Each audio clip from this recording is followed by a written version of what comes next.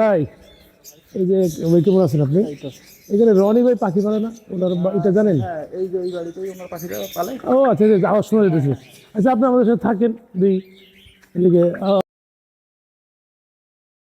কি ব্যাপার সুজা, তুমি কেমন আছো? আরে বাবু ভাই, আরে সব মধুখালী, আমরা এখন আছি মধুখালী, ফরিদপুর মধুখালীতে, চ্যাম্পিয়ন ব্রিডার রনি ভাইয়ের। আমরা আজকে রনি ভাইয়ের পাখি দেখবো, কিন্তু আছে মূল যে তাপমাত্রা নিয়ন্ত্রণ কিভাবে করে উনি, গরমে তার পাখিকে আরাম কিভাবে দেয়। তার এটা তার ফার্ম দেখার আগে আমরা কথা বলবো। আসো একটু এই আমাদের এই সুজার কাছে প্রশ্ন করবো যে একটা এভিয়ারি বা একটা ফার্মের তাপমাত্রা, সহনশীল তাপমাত্রা কত থাকা উচিত? এটা আসলে আমাদের দেশের পরিপ্রেক্ষিতে যদি আমরা বলি তাহলে 28 to 30 পর্যন্ত আমরা অ্যাভারেজ রাখলে ভালো। 28 থেকে 30 ডিগ্রি এটা সেলসিয়াস এটা আদর্শ মনে করি আর কি। আদর্শ। আমরা রনি ভাই, চ্যাম্পিয়ন ব্রিডার রনি ভাইয়ের ইয়ে থেকে দেখবো উনি কীভাবে তার পাখির তাপমাত্রা নিয়ন্ত্রণ করে। আমরা তোমার কাছে আরেকটা প্রশ্ন করব, এই যে যখন প্রচুর গরম পড়ে তখন পাখিকে আসলে কীভাবে যত্নটা নেওয়া উচিত তুমি মনে করো? সর্বোচ্চ জিনিসটা হচ্ছে যেটা ভেন্টিলেশন। ভেন্টিলেশন বলতে কি বোঝায়? এয়ার সার্কুলেশন যদি রুমের মধ্যে রাখা যায়, মানে হচ্ছে এক পাশ থেকে বাতাস ঢুকবে এক পাশ থেকে বেরিয়ে যাবে, এরকম যদি সার্কুলেশন থাকে, রুমের ভিতর গুমোট কোনো ভাব না থাকে, সেক্ষেত্রে অটোমেটিক্যালি পাখি দেখা গেছে যে তেমন একটা সিকনেসের মধ্যে পড়ে না। খাবারের ব্যাপারে কোনো পরিবর্তন আনা উচিত? খাবারের ব্যাপারে আসলে তেমন কিছুই পরিবর্তনের নাই। ইউজুয়ালি আমরা বেসিক যে সিড মিক্সচার গুলা দিই, যে ইউজুয়ালি আমরা সিজনাল ওয়াইজ যে খাবারগুলো দিই, এগুলা অল টাইমই চালানোটাই উচিত। যদি তেমন একটা ডিফারেন্স রাখা উচিত না। সাপ্লিমেন্ট হিসেবে যদি তুমি একটু আমাদের পাখালদের সাপ্লিমেন্ট হিসেবে অনেক কিছুই দেওয়া যায়, যেমন ন্যাচারাল জিনিস যদি আমরা চিন্তা করি, ডাবের পানি আছে, কেউ যদি বাজেটে এফোর্ড করতে পারে সেটা দিতে পারে। ডাবের পানি কি পানির সাথে মিক্স করবে না ডাইরেক্ট ডাবের পানি? ডাইরেক্টও দেওয়া যাবে, যার একটু পাখির সংখ্যা বেশি, বাজেট বাজেট প্রবলেম করে দিতে পারে। আর যদি আরেকটু সহজ, এটা অনেক ব্যয়বহুল, তাহলে তারপর আমরা অ্যালোভেরা জেলটা পানির সাথে মিক্স করে দিতে পারি। কেমন 1 লিটার পানিতে কেমন? আপনার ইউজুয়াল যে পাতাটা পাওয়া যায় সেটার হিসাব করে যদি জেলটা আমরা 2 টেবিল চামচের মতো মিক্স করে দিতে পারি, হবে 1 লিটার পানি। আর কি কি করা যায়? এছাড়া হচ্ছে যদি সাপ্লিমেন্ট বলতে ইলেকট্রোলাইট গুলো ব্যবহার করা যায়, বিভিন্ন কোম্পানি পাওয়া যায়। আচ্ছা, ইলেকট্রোলাইট 1 লিটার কতটুকু? এটা আসলে কোম্পানি ওয়াইজ ভ্যারি করে। আমাদের দেশে যেটা মানে সব জায়গায় বেশি অ্যাভেলেবল থাকে সেটা হচ্ছে ইলেকট্রোমিন। 1 গ্রাম পার লিটারে দেওয়া যায়। তারপর 2 গ্রাম দেওয়া কি যায়? 2 গ্রাম না দেওয়াটাই ভালো। আচ্ছা, এছাড়া হচ্ছে কি আরো বেটার কাজ করে, মানে খুব বেশি গরম পড়লে আমরা যে হিউম্যান গ্লুকোজ যেটা আমরা পাউডার খাই, সেটা যদি আমরা 5 গ্রাম 1 লিটারের মধ্যে ইউজ করি, সেটা দিয়েও দেখা গেছে যে অনেকাংশ উপকারিতা পাওয়া যায়। ধন্যবাদ আমাদের এখানে মহসিন সুজাকে। আমি আরও একটু পাখাল থেকে বলতে চাই যে যেদিনকে পাখিকে কোনো মেডিসিন বা সাপ্লিমেন্ট দিবেন, ওদেরকে রাতে, যদি পাখির বা বাচ্চা টাচ্চা না থাকে, রাতে পানিটা বের করে, খাবারটা বের করে সকালে একটু দেরি করে পানিটা দিলে ওরা পানিটা খাবে, কারণ পাখি 1 থেকে 2 মিলি পানি খায় না। ঠিক আছে, আমরা এখন প্রবেশ করবো মধুখালী বার্ড হাউসে।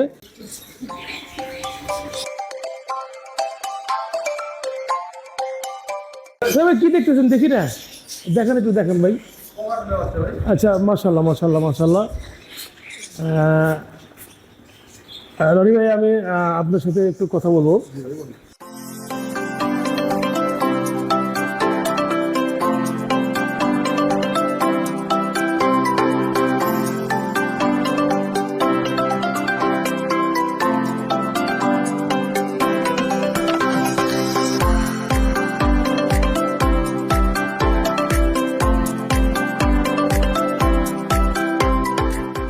রনি ভাই, কেমন আছেন? আলহামদুলিল্লাহ ভাই, ভালো আছি। আপনারা ভালো আছেন? আলহামদুলিল্লাহ। আমরা প্রথম থেকে বলতেছিলাম চ্যাম্পিয়ন ব্রিডার। আচ্ছা, চ্যাম্পিয়ন ব্রিডার আপনি কতবার পুরস্কার পেয়েছেন যে আমাদের জাতীয় পর্যায়ে? এবং আমি বিভিন্ন মিউজিশিয়ানের ক্যাটাগরিতে চ্যাম্পিয়ন হয়েছিল 5 বার, আর রানার্স আপ এবং 5ম, 6ষ্ঠ, 7ম এভাবে করে বেশ কয়েকবার আমি পুরস্কৃত হয়েছি। আমরা যদি আপনাকে একটু সংক্ষেপে একটু বলতে বলি যে পাখি আপনি রেডি করতেন, মানে প্রতিযোগিতার আগে যাওয়ার আগে কীভাবে রেডি করতেন? আসলে পাখিগুলা সর্বপ্রথম হচ্ছিল আপনার পাখির মার্কিংগুলো যেগুলো আছে, পাখির ঠোঁট স্পট, পাখির ডানাগুলো ঠিক আছে কিনা, মাথাটা দুপাশ থেকে সমান করে দেখা যায় কিনা, মানে এক পাশে ছোট বড় কিনা, চোখ ঠিক আছে কিনা, মল্টিং আছে কিনা, হ্যাঁ, যেসব কারণে পাখি রিজেক্ট হয় সাধারণত সেসব পাখির আছে কিনা সেগুলো দেখে পাখি সর্বপ্রথম বিবেচনা করি। তারপরে পাখিগুলো একটা ফ্লাইং কেজে নেই, নেওয়ার পরে আপনার পাখিগুলোকে রোদরে দেই, গোসল করাই। আমি বিশেষ করে বেবি শ্যাম্পু দিয়ে, জনসনের বেবি শ্যাম্পু দিয়ে গোসল করিয়ে পাখিগুলোকে রেডি করি। এরপরে পাখি বেশ কিছুদিন পর্যবেক্ষণ করি, ভালো মানে রঙিন সবজি যেটাকে বলে আর কি, রঙিন সবজি, এটাকে কন্টিনিউ খাওয়ানোর চেষ্টা করি আর কন্টিনিউ গোসল দিয়ে রাখি, হ্যাঁ, যাতে পাখিগুলোতে ময়লা মাইটস, হ্যাঁ, এগুলো যাতে না হয়, যাতে বিচারকদের চোখে পাখিগুলা দেখতে সুন্দর ভালো লাগে। হ্যাঁ। আচ্ছা, ধন্যবাদ। আমরা আপনার এখানে কত পেয়ার পাখি আছে, কি কি জাতের?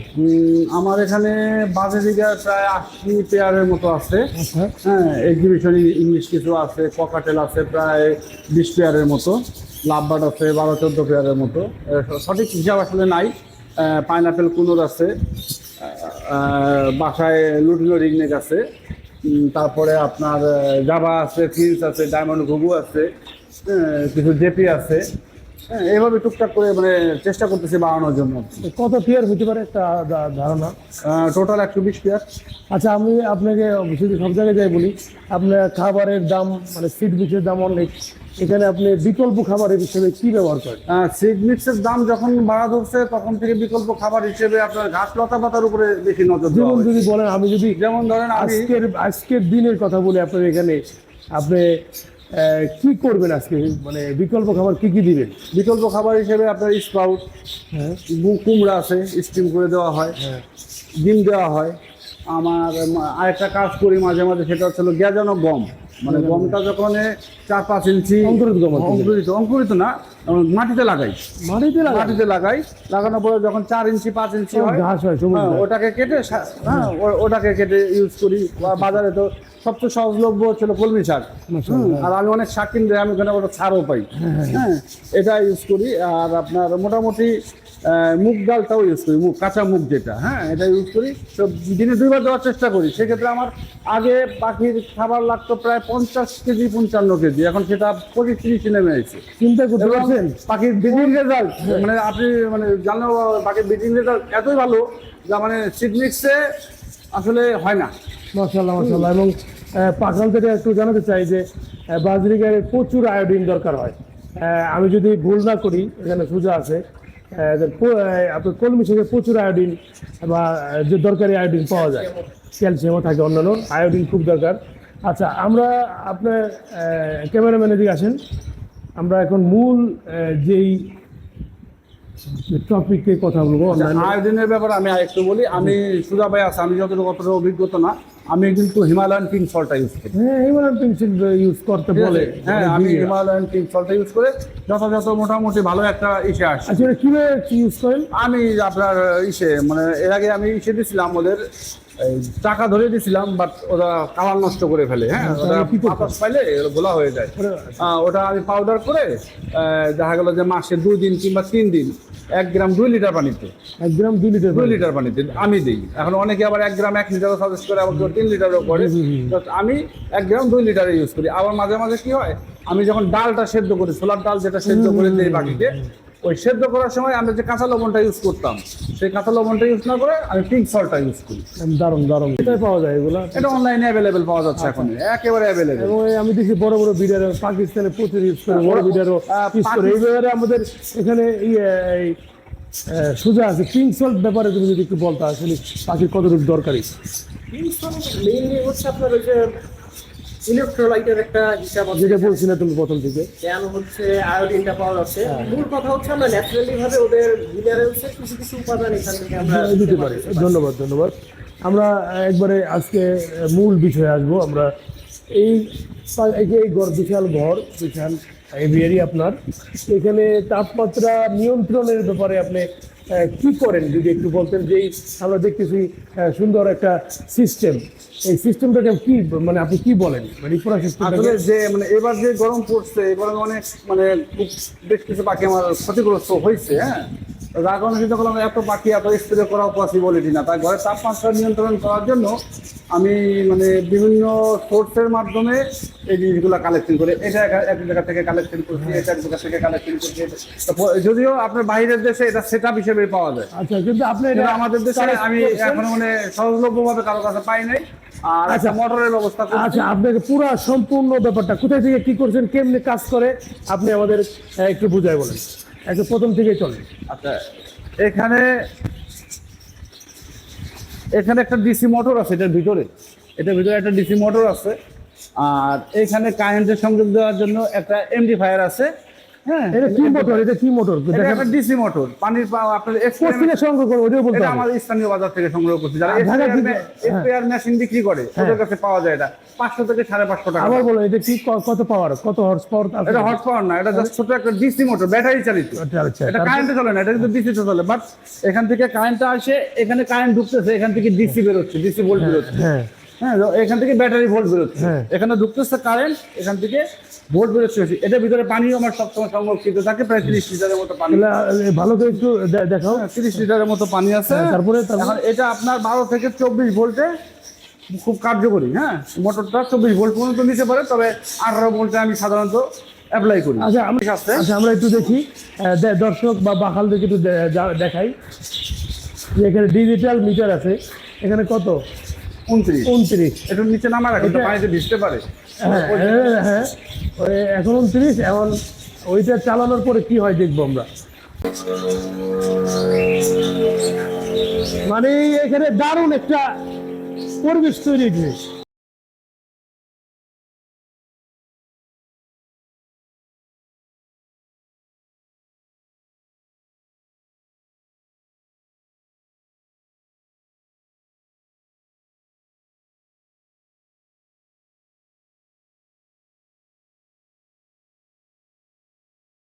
আমার সাথে আসেন, এদিকে আসেন। দেখেন অলরেডি আমরা কত দেখছিলাম? 29।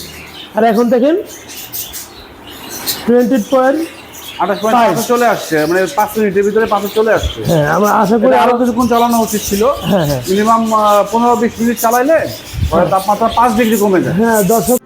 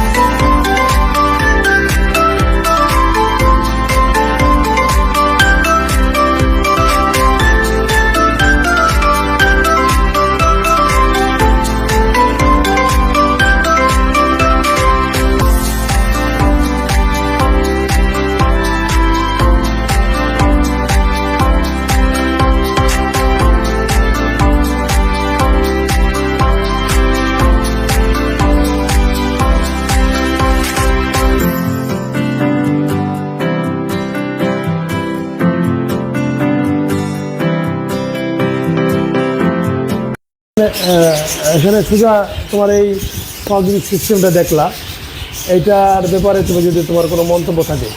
এটার ব্যাপারে আসলে আমরা আমাদের দেশে হয়তো 2-1 অলরেডি এর আগেও করছে, অটোমেটেড বাইরে থেকে আনায় নিছে, আর রনি ওয়াইজ এটা নিজে থেকে ম্যানুয়ালি সেট আপ করে নিছে।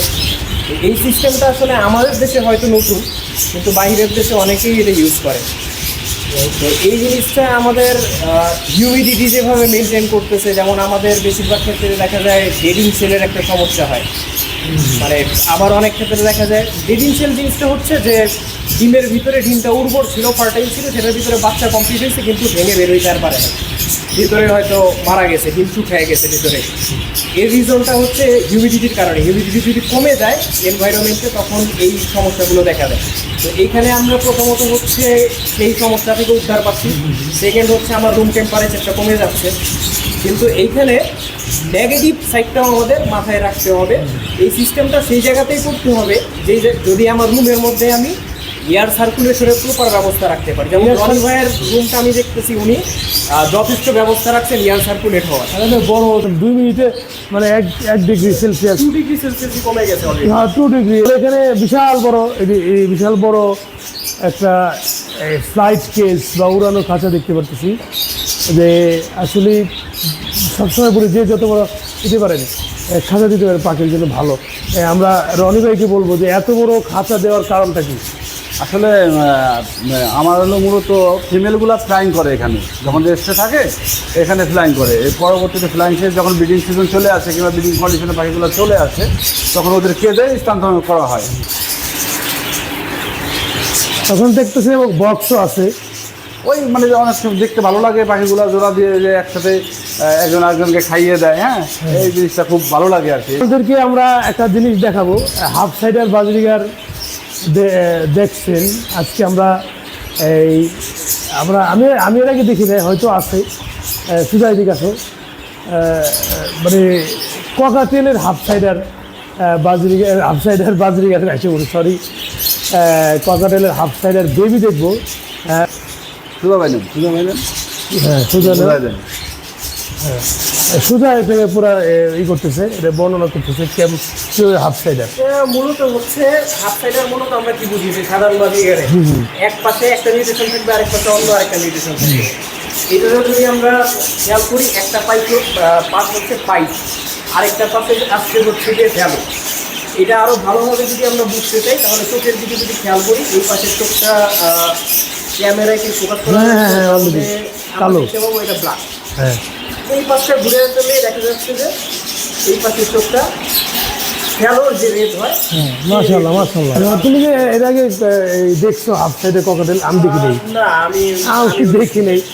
মাশাআল্লাহ সবাই বলি। আমরা যদি ক্রেস্টটা খেয়াল করি, ক্রেস্টেরও এই পাশটা দেখা যাচ্ছে যে ব্ল্যাক ফেদার আছে, কিন্তু এই পাশে কোনো ব্ল্যাক ফেদার নেই। এই হলো না? হ্যাঁ, মানে এটা একটা বড় হইলে দারুণ একটা জিনিস হবে। ধন্যবাদ। আমরা মাশাআল্লাহ বলি আবার এই পাখি। আমরা শেষ করব। শেষ করার আগে হইল না শেষ, আসলে বাজরিগারের বাচ্চা না দেখলে আমার নেশাই হয় বাজরিগারের বাচ্চা। তা ভাইয়ের কাছে আমরা ওই যেটা দেখতে চাইতেছে, যেটা সোজা মানা করতে দিতেছে, আবার ভাই দেখা যেতেছে এবার সোজা। এই যে লুকোচুরি, এটা আমরা দেখবো আসলে কি জিনিস তারা দুজনে লুকোচুরি করতেছে। মাশাআল্লাহ আবার মাশাআল্লাহ বলি। মাশাআল্লাহ মানে পাখির বাচ্চার দেখতে সাইজে মাশাআল্লাহ ভালো, সাইজ খুব সুন্দর আছে।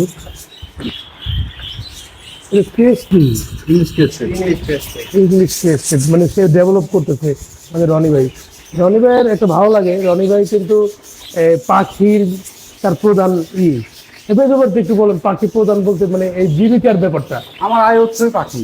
একটু এদিকে আসেন। আসলে আমরা এই সময় একটু ভয় পাই যে পাখি থেকে কিছু আয় করা, আসলে এটা টাফ। কিন্তু বাইকে আমি অনেক বছর ধরে চিনি, এটা কি মানে আসলে আপনি পাখির উপরে নির্ভর করে? আসলে ভাই আমি যখন খামারটা করছি, হ্যাঁ, ওই অনেক আগে আপনি একটা কথা বলছিলেন আমার প্রথম আমার খামার পরিদর্শনে যে সাঁতার শিখে পানিতে নামা উচিত। হ্যাঁ, আর আমরা তো মৌসুমী ব্যবসায়ী না, হ্যাঁ, আমরা অল টাইম বাজরিগারটাকে প্রাধান্য দেওয়া। হ্যাঁ, অন্য পাশে থাকবে। আর আপনি যদি একজোড়া পাখি বিক্রি করে দিয়েই তার দায় সারা ভাব নিয়ে নেন তাহলে তো আপনি খামারি হতে পারলেন না। আমার একজোড়া পাখি যখন আমি সেল করছি তার সকল সুযোগ সুবিধা আমি তাকে দিচ্ছি। আচ্ছা, এবং ও যখন পাখি নিয়ে পালতেছে এবং পাশের বাড়ির আরেকজন দেখতেছে যে না এই পাখি তো আসছে, ডিম বাচ্চাও করে, কোথা থেকে আনছে? বাড়ির কাছে আনছে, বাড়ির কাছে চলে যায়, মার্কেটিংটা হচ্ছে। আর এই পাখি যে পাখিগুলো আমি সেল করতেছি এদের খাবারের ব্যবস্থা আমি করতেছি, এখান থেকে আমার একটা মুনাফা হচ্ছে। এই মুনাফা দিয়ে আমার খাবারের পাখির খাবার খরচ হয়ে যাচ্ছে। এইভাবেই আপনি আগান। এবং পাখালতে বলতে চাই দায়বদ্ধতা আসলে, কিন্তু যদিও এটা প্যারা যে নতুনরা খুব প্যারা দেয়, কিন্তু ভাই এটা তো স্বাভাবিক। আপনি নতুন কাউকে কোনো একটা জায়গায় ইন করাইলে তার একটু কষ্ট করতে হবে। আমি আরো কিছু বাচ্চা দেখতে চাই ভাই। অবশ্যই এটা হাড়িতে ব্রিডিং করা। আচ্ছা, এটা হাড়িতে ব্রিডিং করা, মাশাআল্লাহ ইয়েলো। হ্যাঁ,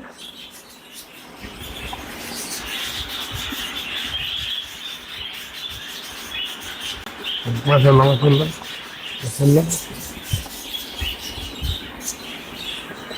এগুলো বাচ্চা কোথায় কি আছে আমার নিজেরও সঠিকভাবে বলার কাজে নেই। কারণটা কি? মানে বাচ্চা তো আসলে নর্মাল বাজারে সবসময়ের জন্য তো আপনার বাচ্চাগুলো টলাট হতে থাকে, বলতে পারবে না, হ্যাঁ, রাইট। কোথায় কোনটা কিভাবে যায়, হ্যাঁ, যেগুলো রিং করা হয় ওই পাখিগুলো একটু মানে আলাদা করে বোঝা যায় যে প্যারেন্টসকে, হ্যাঁ, কোথায় রাখছি। আমার খুব পছন্দের একটা মিউটেশন, আমারও খুব পছন্দ। প্যারেন্টসটা একটু দেখেন, আমার খুব পছন্দের একটা মিউটেশন।